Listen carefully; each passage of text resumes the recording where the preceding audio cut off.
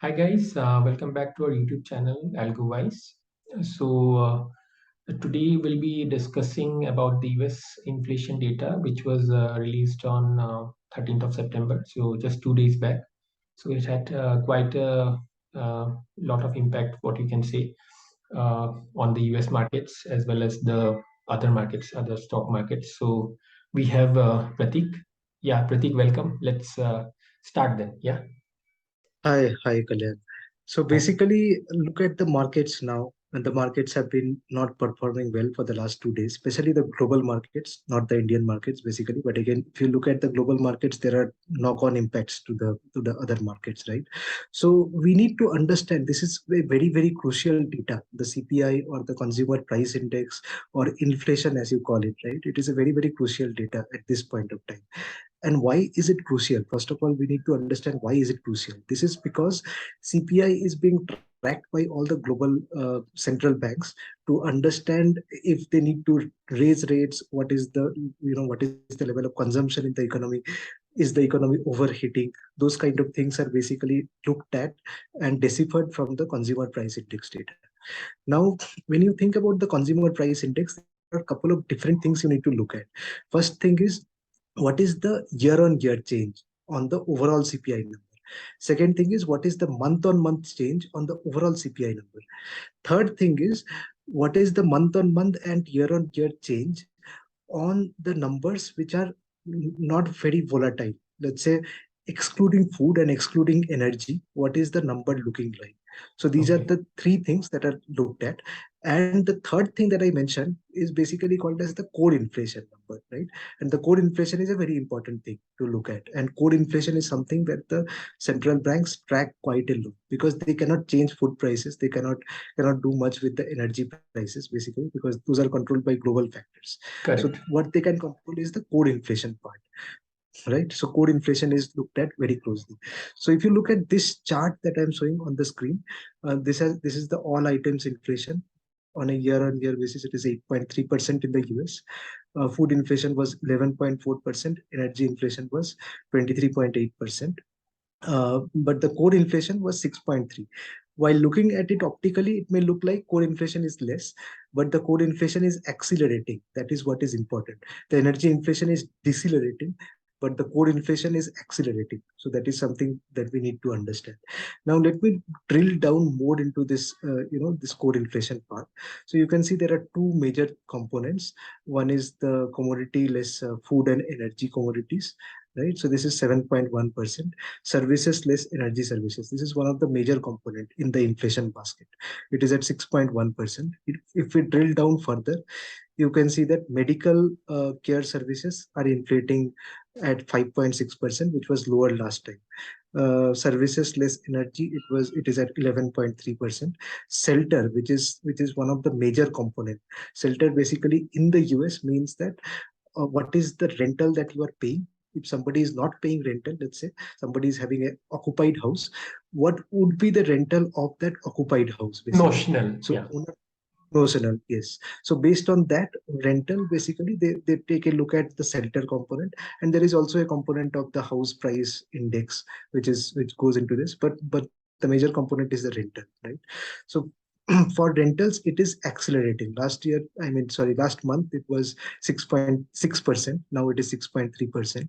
I can also show you the month on month numbers, right? If you look at the month on month numbers, you can see it here. You can see that August food, energy. So these numbers that you are looking at, August 2022, this is the month on month number, right? So energy has gone down. You can see 5%, minus 10%, and so on. So energy prices have come down. But if you look at something like used cars and trucks, that has also come down. New vehicles has still gone up by 0.8%. Apparel has gone up by 0.2.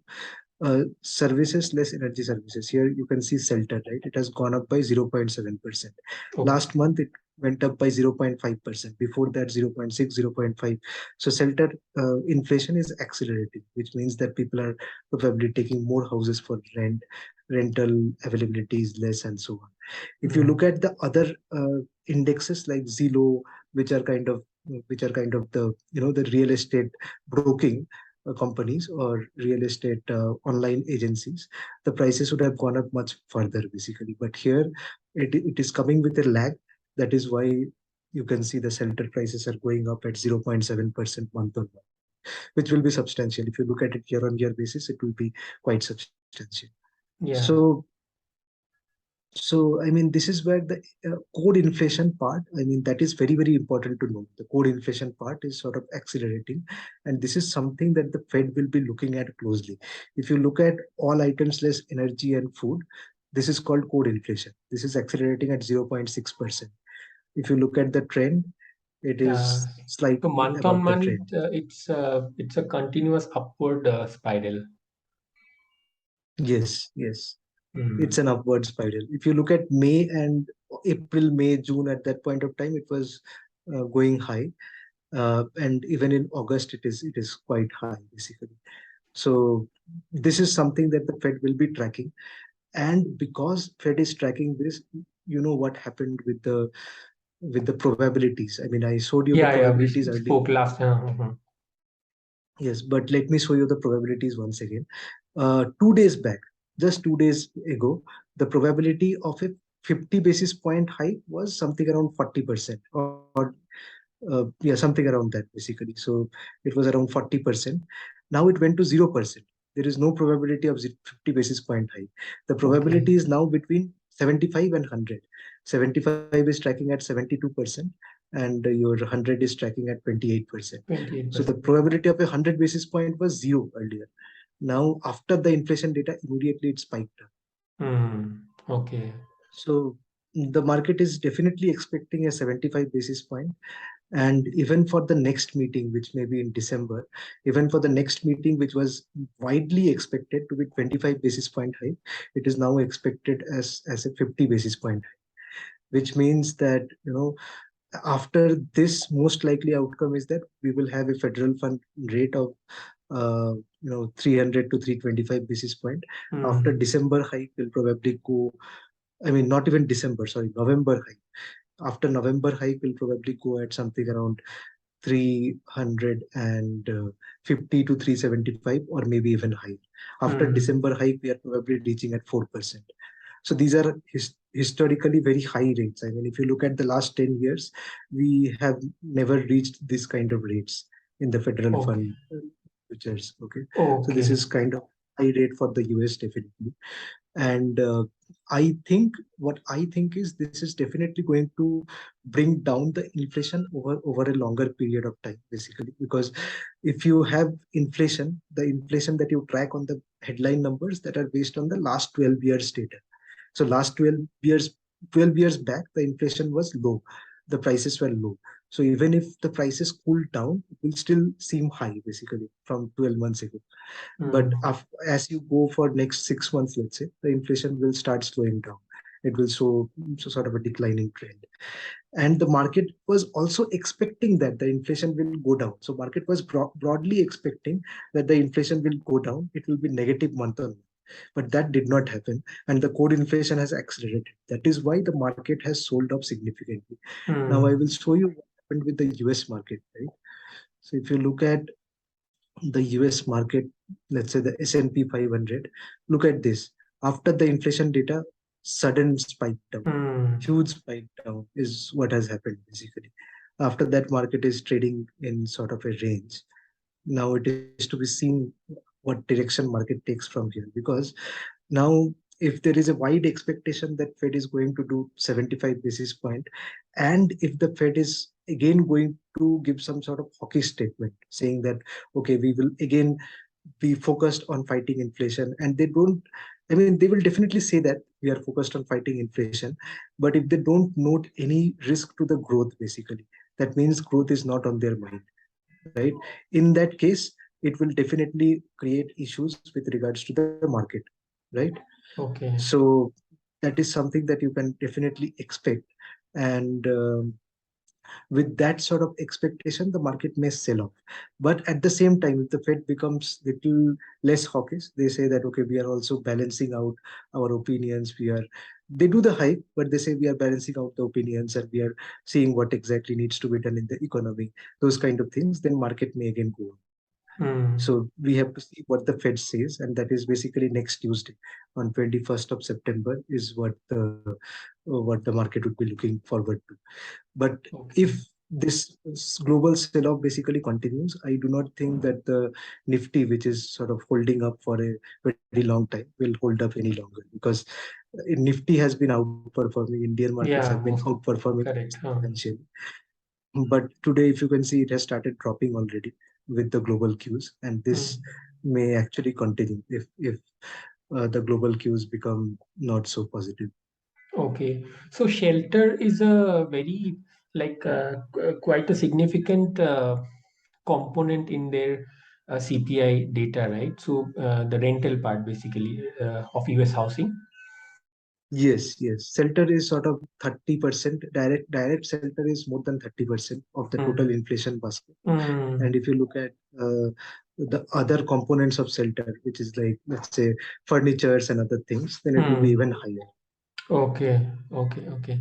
Yeah, so that is actually very true even for yeah, even if you consider North America in general, like most of the Canadian cities and most of the US cities, uh, the the rental yield has gone up, and then the rents have gone up like anything from, if you consider let's say 1 year back, what was the rental thing for a particular house, maybe a 3 BHK house or something, Yeah. that has So gone up by. normally, yes, yes, the yields have not gone up really. Yields were already high over there, Ha, ha, but ha. the prices have gone up Prices quite have gone up. substantially. Yeah, ha, ha, ha. Yeah, with the prices going up, let's say 30 to 40% price has gone up in the last 2 years, right? Yes, So with that, the rental yields may have come down. Now it is starting to come up again because people are, let's say, moving cities or doing certain things or taking places on rent. Because of that, the rents have also gone up substantially, correct, especially correct. in the city. But this index tracks for the entire country, right? You have to Hmm. understand it's for the entire country. Entire So country. for Ha, the ha. entire country, it may not look that much up, but definitely in major cities, the rents have gone up quite Yeah, yeah, substantially. correct. So these are basically the high points would be the major capital cities of all the US states, or maybe the Canadian Yes. states. And if we are talking about US, maybe the US states. But if when we are considering maybe the remote areas or not, maybe the smaller cities or smaller towns, obviously we have this number. But for the major cities, it would be far more. Yes, yes, exactly. That is right. Mm. So I Okay. think we'll have to closely track what is happening basically. But if somebody is, let's say, looking at the markets, Mm. they should think about booking some profits. I mean, they may be in profits at this point of time with the market's rise, and the Mm. market has a very good probability of going down basically. Mm. At least it is having a higher probability of going down than up at this point of time. Okay. Maybe situation can change in after the Fed's meeting, but till Fed's meeting is basically done, and unless the Fed basically says something really bullish, I don't think the market has much room to go up from here. Okay. So when is it's on 21st September, right? The next. 21st of September.